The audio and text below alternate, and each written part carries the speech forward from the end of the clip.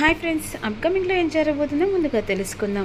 Lakshmi project వల్ల ఒక మెట్టు ఎక్కేసరికి శాస్త్ర కుటుంబం మొత్తం చాలా కోపంగా లక్ష్మి మీద చూస్తూ ఉంటారు. ప్రాజెక్టు గెలిచిన తర్వాత ఇంట్లో వాళ్ళందరూ కలిసి అదే వసుధ సన్మానం చేస్తుంది. వెంటనే వసుధను చూసిన కోపంతో పద్మాక్షి కోపంగా రియాక్షన్ అవుతూ ఉంటుంది. ఈలోపు అందరూ కలిసి భోజనం చేద్దామని యమున అన్న తర్వాత అక్కడి నుంచి విహారీ లోపలికి వెళ్ళిపోతాడు. లక్ష్మి అక్కడే హాల్లో నిలబడుతుంది. ఈలోపు లక్ష్మిని చూస్తూ శాస్త్ర అంటుంది, ఏంటే ఈరోజు గెలిచానని చెప్పేసి విర్రవీగుతున్నావా? ఇంట్లో వాళ్ళందరూ కలిసి నీకు సపోర్ట్ చేశారా అని చెప్పేసి అనుకుంటున్నావా? అయినా ఈ ప్రాజెక్టుకు రావడానికి కారణం నీ మాటలు కాదే.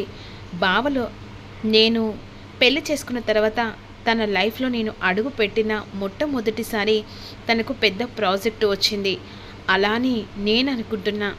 ఏదో నీ తెలివితోని 4 ముక్కలు మాట్లాడాను చకచక అని చెప్పేసి అనుకుంటున్నావు, కానీ ఇదంతా బావ లైఫ్లో నేను అడుగుపెట్టిన తర్వాత వచ్చిన మొట్టమొదటిదే అని విధంగా అన్న తర్వాత, అయినా దాంతో చెప్పాల్సిన అవసరం మనకు లేదు, ఇక్కడి నుంచి వెళ్ళిపోదని చెప్పేసి పద్మాక్షి అందరూ కలిసి వెళ్ళిపోతారు.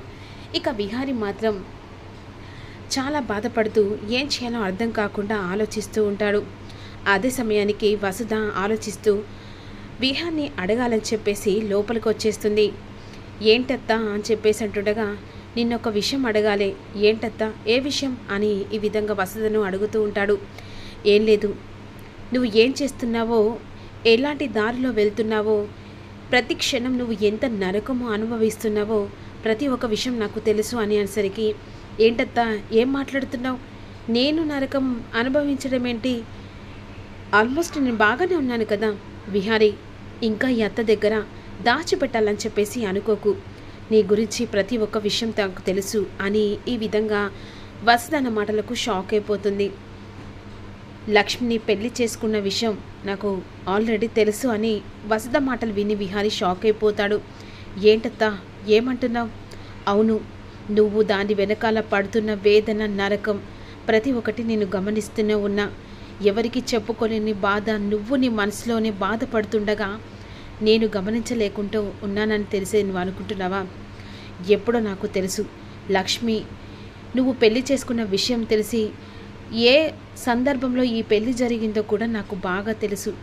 కానీ లక్ష్మి, నువ్వు ఇద్దరు కలిసి ఎన్ని నానా మాటలు పడుతున్నారో, దాని వెనకాల ఎంత బాధ అనుభవిస్తున్నారో నాకు బాగా తెలుసు అనేసరికి విహారీ సైలెంట్ అయిపోయి ఒక్కసారి అత్త నన్ను క్షమించని చెప్పేసి విహారీ వసుధ కాళ్ళ మీద పడిపోతాడు. ఏం చేయలేని పరిస్థితి, ఏం చేయాలో ఎవరికి చెప్పలేని పరిస్థితి. కానీ లక్ష్మి ఇప్పుడంటే చాలా ఇష్టం. ఆ ప్రేమను లక్ష్మికి ఎలా చెప్పనో తెలియకముందే ఇక నేను అనుకోని సూడిగుండంలో పడిపోయాను. నా మనసులో మాట లక్ష్మికి చెప్పాలనుకున్నా, కానీ ఆ దేవుడు నా తలరాత మీద ఎదంటి రాత రాశాడో కూడా అర్థం కావట్లేదు.